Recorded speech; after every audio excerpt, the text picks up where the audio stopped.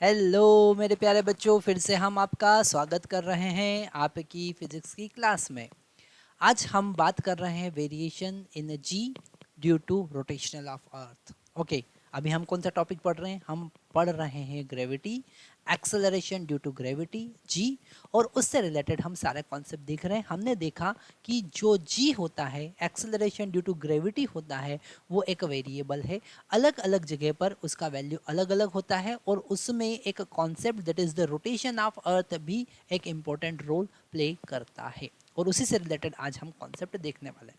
अब यहाँ पर सबसे बड़ा क्वेश्चन आता है कि सर, रोटेशनल ऑफ अर्थ, अर्थ जब रोटेट करती है तो उसके कारण जी में क्या और कैसे चेंज आएगा, वो हम बात करते हैं। ओके, तो यहाँ पर हमने अर्थ को एक स्फेरिकल बॉडी कंसिडर किया। वैसे अर्थ स्फेरिकल बॉडी नहीं है, ठीक है, वो ओवल शेप है। तो अर्थ को हमने एक स्फेरिकल बॉडी कंसिडर किया और ये उसका सेंटर है। ओके, और यहाँ पर हमने उसका एक्सिस ऑफ रोटेशन कंसिडर किया। ये उसका एक्सिस ऑफ रोटेशन है। ये क्या है? Axis of rotation. Axis of rotation हमने कंसिडर किया। ओके, तो ये जो अर्थ है ये ओमेगा एंगुलर वेलोसिटी से, कांस्टेंट ओमेगा एंगुलर वेलोसिटी से इस एक्सिस के अबाउट रोटेट कर रही है। इस एक्सिस के अबाउट ऐसे गोल गोल घूम रही है। ओके, और यहाँ पर हमारा इक्वेटर है। ये क्या है? ये इक्वेटर है। ओके, यहाँ पर इक्वेटर है और ये है पोल। ये भी है पोल, है ना? ये इक्वेटर है। ये लाइन कौन सा है? ये लाइन इक्वेटर का लाइन है, इक्वेटर। और इक्वेटर से हम किसी पर्टिकुलर एंगल लेमडा पर आगे मूव करते हैं। ओके, कितने? लेमडा एंगल पर मूव करते हैं। यहाँ पर पहुँच गए तो ये वाला एंगल लेमडा एंगल हमने कंसिडर किया इक्वेटर के साथ में। अगर कोई बॉडी यहाँ पर रखा हुआ है और अगर हम उसका रोटेशन देखें, उसका सर्कुलर मोशन देखें, तो वो ऐसे सर्कुलर मोशन मूव कर रहा है। वो एक छोटे रेडियस पर मूव कर रहा होगा, है ना? जैसे हम ऊपर जाएंगे तो वो छोटे रेडियस पर मूव कर रहा होगा, और वो छोटा रेडियस जो है, small radius, we are considering small R. Okay, अब ये वाला एंगल भी कितना होगा? लेमडा होगा। तो यहाँ पर स्मॉल आर का वैल्यू हम फाइंड कर सकते हैं, क्योंकि ये वाला जो वैल्यू है ये आर है, यहाँ से सेंटर से इस पॉइंट तक का, है ना?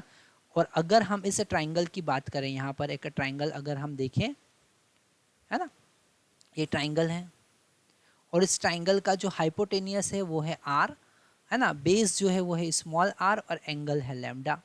तो यहाँ पर अगर हम स्मॉल आर का वैल्यू कैलकुलेट करें तो वो कितना होगा? R cos lambda. कितना होगा? R cos lambda.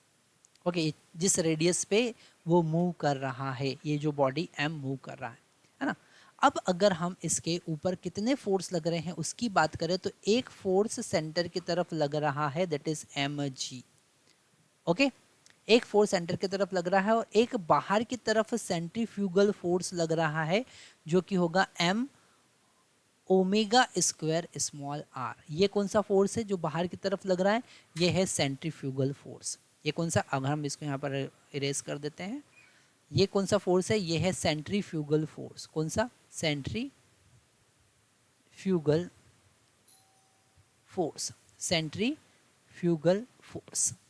ओके, बाहर की तरफ ऐसे ऐसे गोल गोल घूम रहा है, तो बाहर की तरफ एक फोर्स लगेगा, that is centrifugal force. Okay, और सेंट्रीफ्यूगल फोर्स का अगर हम एक कंपोनेंट, इसको वापस से हम थोड़ा सा नीचे लिख देते हैं, एम ओमेगा स्क्वायर आर, और एक कंपोनेंट अगर इस एम जी के अपोजिट डायरेक्शन में कंसिडर करें, एक कंपोनेंट इस एम जी के अपोजिट डायरेक्शन में अगर हम कंसिडर करें, यहाँ पर ये वाला कंपोनेंट। ओके, थोड़ा सा हम बोल्ड कर लेते हैं, ये वाला कंपोनेंट एम जी के अपोजिट डायरेक्शन में हम कंसिडर करें तो वो कंपोनेंट होगा, क्योंकि ये वाला एंगल भी लैम्डा होगा, और वो कंपोनेंट होगा M omega square R cos lambda. Okay, तो नेट फोर्स कितना होगा, जिसे हम एम जी डैश लिखते हैं? क्या लिखते हैं? M G dash. वो होगा M G minus M omega square R into cos lambda. Okay, into cos lambda. अगर हम m को यहाँ से कैंसिल कर दें, ये m और m कैंसिल हो जाएगा, तो g डैश का वैल्यू हमको मिलेगा g माइनस ओमेगा, और r का वैल्यू हम पहले यहाँ पर निकाल चुके हैं। स्मॉल r का वैल्यू कितना निकाला था, capital R cos lambda.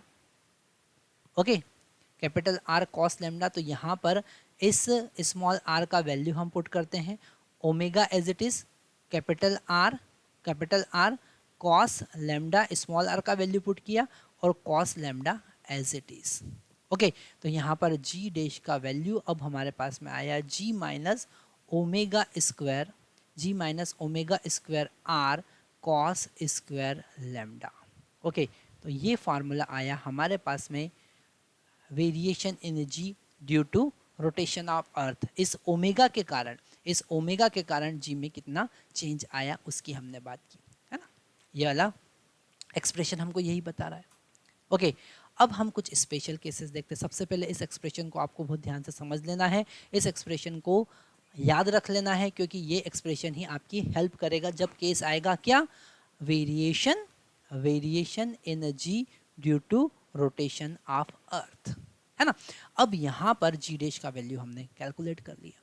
Okay, अगर हमको चेंज कैलकुलेट करना है हमको, और यहाँ पर definitely if you are just subtracting this some value, यहाँ पर ये वैल्यू को हम यहाँ पर सब्ट्रैक्ट कर रहे हैं, तो जी का वैल्यू डिक्रीज ही होना है। तो हम यहाँ पर ये पॉइंट नोट बनाकर लिखेंगे, क्या लिखेंगे, acceleration due to gravity decreases due to rotation of अर्थ।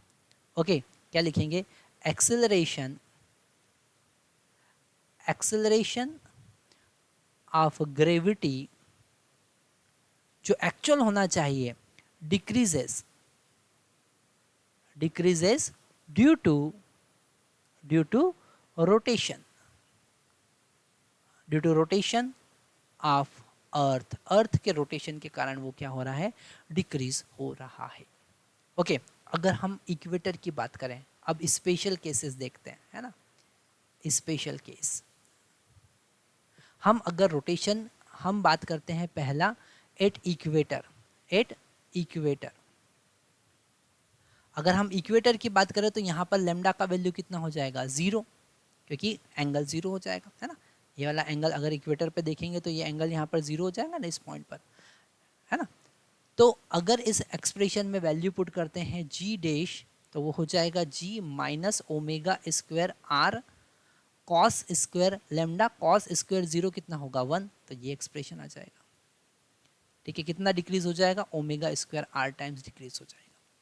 ठीक है, यहाँ पर इस ओमेगा के वैल्यू भी हम पुट कर सकते हैं। ओमेगा का वैल्यू कैसे पुट करेंगे, omega is equal to 2π/t, और t is equal to earth का रोटेशन का टाइम पीरियड कितना है, एक पूरा सर्कल, वो एक पूरा रोटेशन कितने टाइम में कंप्लीट करती है, 24 आवर में, है ना। 24 आवर को अगर हम सेकंड में कन्वर्ट करें तो कितना होगा, 24 × 3600 सेकेंड। ओके, तो इसका वैल्यू यहाँ पुट करके, आर का वैल्यू पुट करके हम जी डैश का वैल्यू निकाल सकते हैं, जो एक न्यूमेरिकल के फॉर्म में हम आगे देखने वाले हैं। ओके, तो यहाँ पर जी डैश अर्थ के इक्वेटर पर हमने कैलकुलेट किया, और ये सबसे ज़्यादा बड़ा वैल्यू सब्ट्रैक्ट हो रहा है, क्योंकि जब कॉस लैम्डा में लैम्डा का वैल्यू 0 पुट करोगे तो मैक्सिमम वैल्यू होगी। तो अर्थ के इक्वेटर पर जी का वैल्यू सबसे कम होता है, क्योंकि सबसे बड़ी वैल्यू हम सब्ट्रैक्ट कर रहे हैं। ओके, तो ये पॉइंट हमको लिख लेना है कि at equator of earth acceleration due to gravity is minimum. At equator of earth G is minimum. G क्या होता है, मिनिमम होता है, और पोल पे मैक्सिमम होता है। देख लेते हैं कैसे। तो सेकंड स्पेशल केस हम देख रहे हैं एट पोल। कौन सा देख रहे हैं, एट पोल। सेकंड स्पेशल केस हम देख रहे हैं एट पोल। पोल पर अगर हम बात करें, सॉरी इट इज पोल, अगर हम पोल पे बात करें, हम सेकंड स्पेशल केस देख रहे हैं, अगर हम पोल पे बात करें तो वहाँ लैम्डा का वैल्यू 90 डिग्री हो जाएगा, और कॉस 90 डिग्री कितना होता है, कॉस 90 डिग्री 0 होता है। तो जी डैश का वैल्यू तो जी के बराबर आ गया, सबसे ज़्यादा बड़ा। ओके, तो फिर से हम एक पॉइंट नोट करेंगे कि at pole value of G is maximum as compare to the equator. At pole acceleration due to gravity, this g is maximum होगा. तो अगर हम इक्वेटर से पोल की तरफ मूव करते हैं तो एक्सेलरेशन ड्यू टू ग्रेविटी क्या होता है, इंक्रीज होता है. इक्वेटर पर सबसे मिनिमम और धीरे धीरे धीरे धीरे ऊपर जाएंगे पोल पर तो सबसे मैक्सिमम हमको जी का वैल्यू मिलेगा. ओके, इसलिए हम कहते हैं कि जी एक वेरिएबल है और वही हम देख रहे हैं वेरिएशन इन जी. अब मेरे प्यारे बच्चों एक बहुत इंपॉर्टेंट कॉन्सेप्ट आता है कि अगर हम चेंज की बात करें कि कितना चेंज आया, कितना वैल्यू का डिक्रीमेंट हुआ, तो हम यहाँ पर सारी वैल्यू पुट करके देखेंगे. हम यहाँ पर ओमेगा का वैल्यू पुट करेंगे, हम यहाँ पर आर का वैल्यू पुट करेंगे और कितना चेंज आया वो हम देखने वाले हैं. ठीक है, एक बड़ा इंटरेस्टिंग न्यूमेरिकल हमारे पास में आता है, वो न्यूमेरिकल आज हम करने वाले हैं. क्वेश्चन में गिवन है, ध्यान से समझना आपको, क्वेश्चन में गिवन है अगर हम अर्थ के क्वेश्चन में गिवन है, जरा ध्यान से समझना है क्वेश्चन क्या गिवन है. ठीक है, find length of a day, okay, so that g become 0. अच्छा, यहाँ पर क्वेश्चन थोड़ा सा ट्रिकी भी हो सकता है. क्वेश्चन में ऐसा पूछ सकते हैं कि so that on earth surface at equator we will feel wetlessness. Okay, we will feel wetlessness. Earth becomes 0 at equator. Equator पर g का वैल्यू 0 हो जाए तो यहाँ पर g डैश का फार्मूला हमारे पास में आया g minus omega square R at equator. ये कहाँ पर आ रहा है, एट इक्वेटर पर ये फार्मूला आ रहा है ना. तो अगर हम यहाँ पर g डैश का वैल्यू 0 पुट करें तो हमारे पास में g is equal to omega square R आएगा. और यहाँ पर अगर हम इस g ओमेगा स्क्वायर का वैल्यू कैलकुलेट करें तो g बाय आर हमको मिलेगा. ओके, और इस ओमेगा स्क्वायर को हम लिख सकते हैं 2 पाई बाई टी और इसका स्क्वायर मतलब कि root g by R. Okay, तो t यहाँ से मिल जाएगा हमको 2 pi into R by G. ये वैल्यू यहाँ पर पुट करके हम फाइंड कर सकते हैं टाइम पीरियड, कितने टाइम का एक रिवॉल्यूशन होगा. ओके, तो हमको जी का वैल्यू 9.8 पुट करना है, रेडियस आपको 6400 किलोमीटर पुट करना है. ओके, और आप यहाँ पे टी का वैल्यू कैलकुलेट कर सकते हैं. ये आपका असाइनमेंट है कि आपको आज इस टी का वैल्यू कैलकुलेट करके बताना है. ठीक है, आज हमने क्या देखा, हमने देखा एक्सेलरेशन ड्यू टू ग्रेविटी और उसमें वेरिएशन और variation due to earth rotation. Okay, बड़ा इंटरेस्टिंग न्यूमेरिकल हमारे पास, इंटरेस्टिंग कॉन्सेप्ट हमारे पास में आता है, फार्मूला आता है और बहुत इजीली हम उस फार्मूले को डिराइव कर सकते हैं. जो सेंट्रीफ्यूगल फोर्स हमने यहाँ पर देखा, वो सेंट्रीफ्यूगल फोर्स का एक कंपोनेंट हमने फाइंड किया in the direction of G, in the direction जो ग्रेविटेशनल फोर्स उसको सेंटर की तरफ लग रहा है, उसका एक कंपोनेंट हमने उसके अपोजिट फाइंड किया और उसको हमने सबट्रैक्ट किया. Thank you very much.